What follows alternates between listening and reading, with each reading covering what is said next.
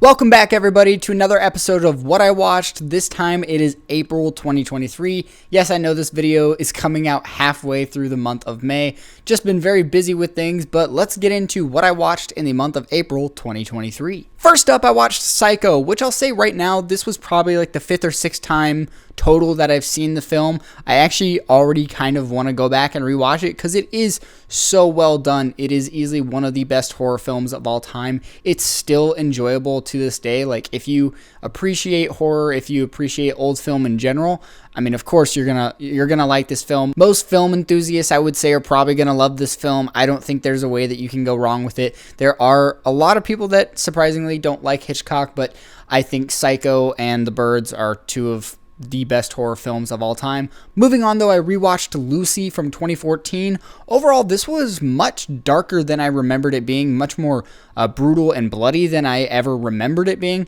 It was a little bit more, I guess. Actually, I'm going to take that back. I was going to say it's a little bit more engaging than I remembered, but I would probably say that my 15, 16-year-old self had more fun with the film than I did now on this rewatch. This, again, is the second time that I've seen the film, and I don't think I need to rewatch it again, but, you know, it's fun. It's fine, and I don't care for the ending. Next up, I watched Puss in Boots from 2011. I don't think this film is bad in any way. It's just not for me. I do love the first two Shrek films, like Die Hard for those first two Shrek films, and I enjoy parts of 3. I don't really care for 4. But that being said, Puss in Boots I do think is one of the better films, probably better than Shrek 3 and 4, both.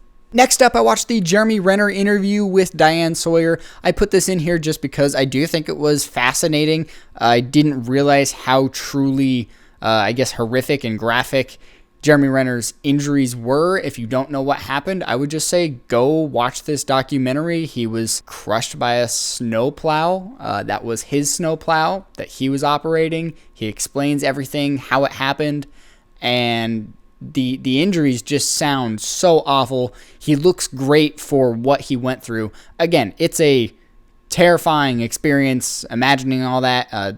I think the interview was really well done, really well handled. So go check it out. Next up, I watched Snatch for the very first time. I really enjoyed this film. Brad Pitt is easily the standout. I do have a short coming out of the top 3 Guy Ritchie films ranked, and I will just say it now that Snatch is on that list somewhere. Brad Pitt, again, he's fantastic, but the entire cast is amazing, and the quirkiness, the editing, the cinematography, everything is so fun, it's engaging, and I really, really did enjoy Snatch.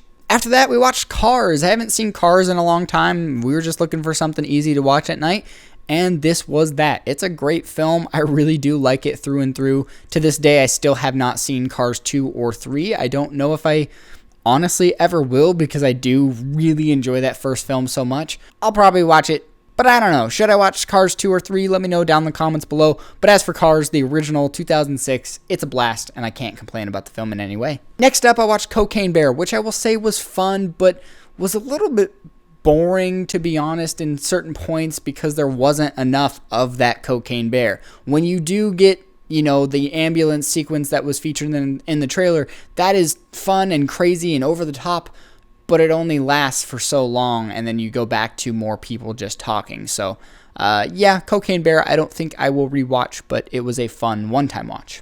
Right after that, I'll kind of bunch these two together. I watched Kids vs. Aliens and The Offering. These are two completely different films, so don't compare them in any way. Kids vs. Aliens is campy, schlocky kids versus aliens, whereas The Offering is a Jewish family fighting demons. That's, you know, simple plot for both films that I'll say right now, but they are just too slow. The Kids vs. Aliens, there's a bunch of annoying characters, the practical effects don't look too great, and overall the story just isn't there. Same thing with The Offering, though. The story isn't there. The film looks good, I'll say. The Offering, you know, does look fairly good, but there's no interesting characters. There's no really interesting and engaging plot, so I would probably skip Kids vs. Aliens and The Offering. Speaking of another skip, let's talk about John Tucker Must Die. I really wasn't a fan of this film. I hadn't seen it ever. This is the very first time I'd watched it. I'd seen clips, you know, a trailer when it originally released. I'm a huge fan of, her name is Brittany Snow, who is in X as well as Pitch Perfect. But yeah, this film is just, it's old. The comedy doesn't quite work anymore. And yeah, I'm sure it was fun at the time. Next up is Evil Dead Rise, which I'm going to keep this one short because I still want to do a full review. I just watched the film for the second time a couple days ago, and I'm still kind of settling in with some of my thoughts. I really don't know why this film specifically threw me off the way that it did, and that's something that I'll go into in my review. But again, I love Evil Dead. I really do enjoy Evil Dead 2. Evil Dead 2013 is amazing. I don't really care for Army of Darkness. I like parts of it, but, it's not the one that I'm going to go rewatch over and over. As for Ash vs. Evil Dead, I do have a short review coming out for that. I have reviews for everything in the Evil Dead franchise if you want to know my full thoughts, but Evil Dead Rise is awesome. It's amazing, but also I just have some things I got to point out that I don't want to say here, so stay tuned for my full review. And going for an easy watch, we picked Bruce Almighty. Yeah, there's not much to say about this film. It's Jim Carrey, Jennifer Aniston, and what's his name? Morgan Freeman. It's fun. It's fun. It's dumb. It's goofy. Yeah, it's not a great movie. I wouldn't purchase it, but it's streaming. It's an easy, dumb, fun watch, able to fall asleep to. All right, going through the last 5 things that I watched in the month of April 2023. Next up, we have The Fly from David Cronenberg. This was my very first time watching this film. It was really well done. I will say, it's a little bit dated for today's standards, just in a little bit of pacing. Some of the dialogue, just, again, for today's standards, could be tweaked here and there. I thought visually the film was disgusting and beautiful all at the same time. I was actually expecting to be more grossed out and more disturbed than I was, just because of who Cronenberg is and what he has come to do since then. So I guess I was expecting much more gratuitous, graphic grossness, which we do get that, but I will say I was able to tolerate it more than I think a lot of other people are. Next up is Beau is Afraid, the third film from director Ari Aster, who did Hereditary and Midsommar. I fucking love this movie, and I'm going to try to keep it short. Like, I'm smiling because it's so wild. The movie is fucking nuts. But I'm going to try and keep this short because I do want to do a full review after I go see the film again. This is a 3-hour film, and I want to go see it again in theaters. I want to spend 6 hours in theaters for Beau is Afraid. Like, that's just, I love this movie. I don't know what it is. It's probably just because it's so quirky and so weird. It's literally unlike anything you will ever see or have ever seen. Ronnie, if you are watching this, I would be so curious, so happy to have you do an update on something like this, where you watch Hereditary, give a little short review, Midsommar, give a little short review, or even just text me about it, because I'm curious to see what your opinions would be of this director's film trajectory, if that makes sense.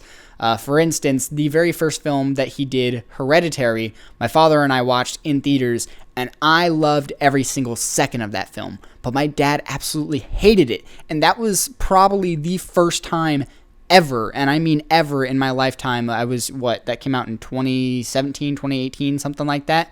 So I was 20 years old, first time in 20 years where we really, really disagreed on a film. Like, we tend to have very, very similar film opinions, but that was the one movie where he despised it and I loved it, and I checked out Midsommar. I actually hated Midsommar the very first time I watched it and have grown to really, really love it, whereas my dad didn't like Hereditary but now loves Midsommar. So again, this director, I kind of can't say anything about without getting into his themes, and I would like anybody who's watching this to just go watch his films, discover the themes for yourself, go into these crazy ass worlds, because I'm telling you, Ari Aster is favorite new director as of, the last decade and this current new 2020 decade. I think he is the standout director.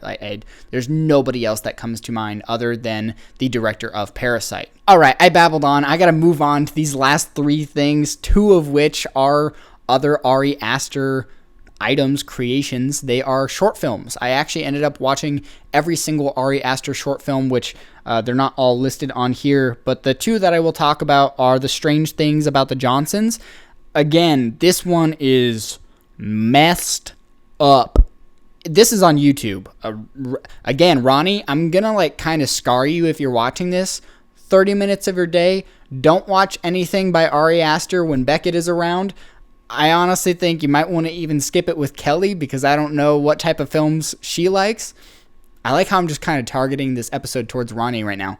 But, God, The Strange Thing About the Johnsons on YouTube, 30 minutes long. It is one of the most shocking, cringe-inducing things, anxiety-inducing shorts I've ever seen. I just...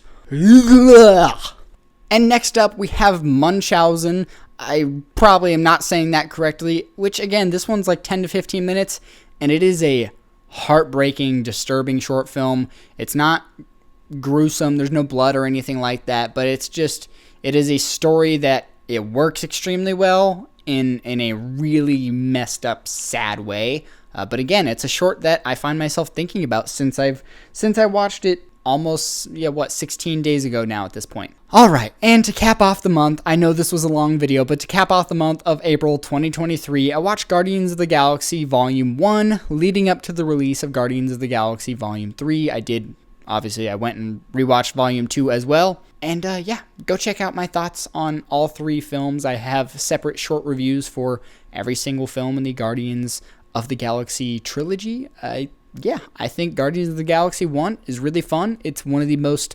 memorable Marvel movies in the Marvel Cinematic Universe. I would say also the specific group of the Guardians. They're probably one of the more likable group of characters that have been in a superhero film in recent years, if that makes sense. Like, you don't see very many people going out and bragging about certain groups of characters like they do, like their love for Guardians of the Galaxy, and that's also partially for the fan base that James Gunn has around him. And I think he's a fantastic director, and I'm very, very excited for Superman Legacy. I think Man of Steel is fine. I haven't seen Superman Returns in I don't know how long, probably since when Man of Steel came out. So I will be going and rewatching all the Superman films to, rethink some things. But again, I have a pretty good idea of where those films will rank, as well as where Superman Legacy might rank. But enough about that. That's movies to come in the future. Thank you guys so much for watching Letterboxd.